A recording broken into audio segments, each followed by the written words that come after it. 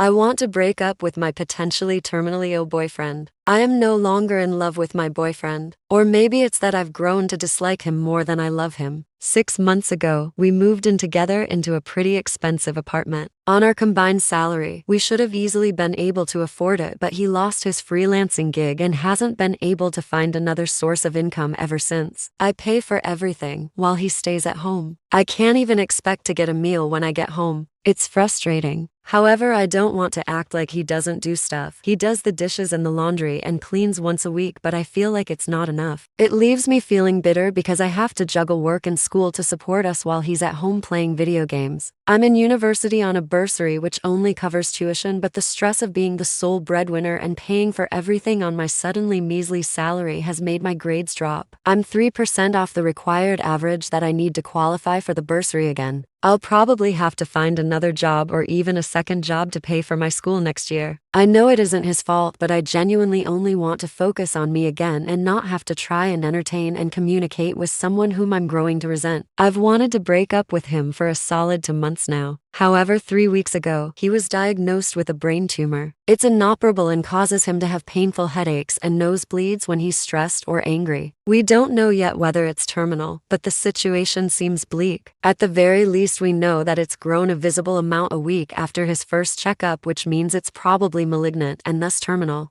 I think I cried for 2 days straight when I found that out. Of course, I'm worried about him and the illness, but even while I was crying about losing him, I dreaded taking on another responsibility when I'm already doing it all. His only support system is his previously bad mom. He has no friends that he feels close to. I know that I'm the only person he feels very close to, but I don't want to live like this anymore. I'm so tired of feeling like crap because of this stress. I'm falling into depression. I'm beginning to hate being around him or interacting with him because in my mind, he's causing me all this grief. I literally cry in my sleep, but I do still care for him. I don't want him going through such a scary situation alone. I don't want him to feel like giving it all up. I guess I'm wondering if I can put myself first or if I should continue supporting him until we know more about the tumor. I don't know anymore. I don't want to live like this anymore, but I can't let him go through this alone. Update. So I spoke to my boyfriend about the financial stress I'm under. I told him that I would be prioritizing myself and my studies next year, that he would need to get a job or find a way to make some kind of income because I would be paying for my schooling no matter what, and that my degree is really important to me and that I don't want to let any of my hard work go to waste. I didn't tell him that I want to break up or that I don't love him anymore. However, he does know that my romantic feelings for him have been waning. I'm not sure if I can tell him more explicitly how I feel, but that's simply because I don't want to hurt him or demotivate him. He listened and didn't really say much, which is pretty typical for him when we're discussing anything important. But he knows that he's got time till next year March to make some sort of change or effort because I can't keep us afloat on my own any longer. However, while he may not be best with words, he did show me in his actions that he's taking me serious. Immediately after we finished talking, he packed away his gaming setup, like completely gone into the back of the closet, and started updating and revising his CV. He hasn't started looking for a job yet, but I hope he keeps up the same determination and drive. Hopefully it will bear fruit. Thank you to everyone who commented and gave me advice. It gave me the courage to speak to him and not just continue being miserable. Also, many of you suggested we apply for grants and other support services. Sadly, he does not qualify for any sort of disability in my country. We've looked and even support groups aren't really a thing. Which makes sense, we're not the most developed country. But I'm still just glad that he took my words to heart and actively tried finding a solution.